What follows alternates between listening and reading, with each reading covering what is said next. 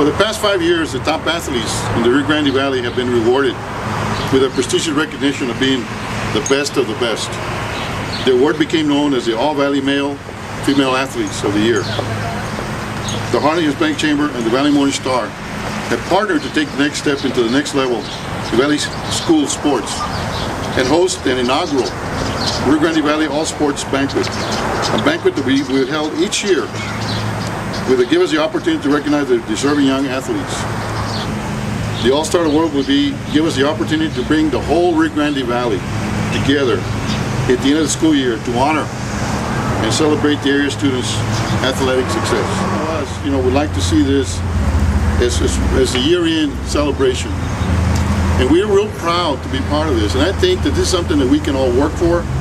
And I'm very convinced that this is going to be an award and a banquet that everybody's going to be looking forward to.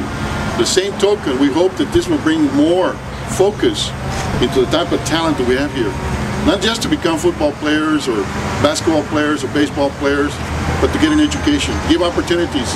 And people like Rio Grande, not only did he become an NFL player, but he's also a college degree. Well, first of all, I'd like to thank Fernand for inviting me here. It's definitely something very special. When it comes to our kids, our future, that's pretty much what I want to concentrate myself and dedicating back to the community, which is our kids. And when Nat asked me to come out here and be part of this, I had told him about my foundation that I have, and it's called the Rio Grande Educational Foundation for Kids. And what we try to do is we try to do fundraisers throughout the year and give out $4,000 out back to our kids.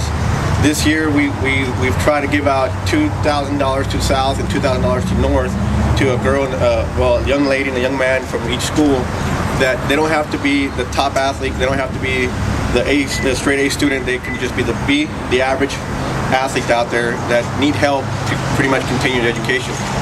And when Nat brought me out here and he was telling me about this and I was telling him about it, so what we want to do is combine our efforts.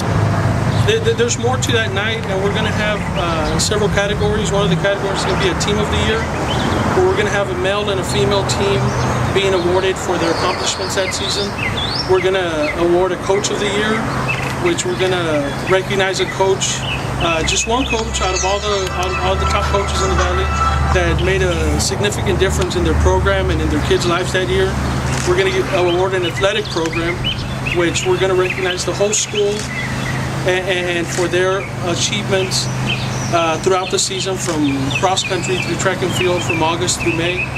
And we're also going to recognize a moment of the year, where we're just going to take one specific moment during the season and we're going to recognize it as the moment of the year, the most memorable sports moment that year in high school sports. And like Nat said, and Leo touched on too, and this is about the kids. It's about it's about showcasing them and what they do.